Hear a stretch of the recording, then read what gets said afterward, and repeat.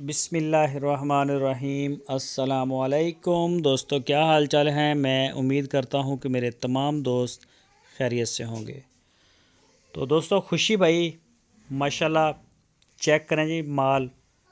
इस तरह का माल आपको बहुत ही कम डेरों के ऊपर मिलेगा और बहुत ही कम यूट्यूब के ऊपर मिलेगा।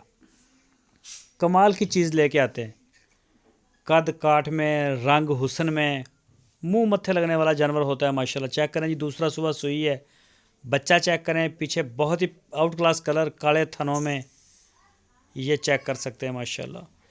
इस वक्त उनके डेरे पे काफ़ी सारा नया माल आ गया है। तो गाय के मुख्तलिफ़ प्राइज़ हैं एक दूसरे से। छोटी सी वीडियो है, वीडियो को आप एंड तक देखें।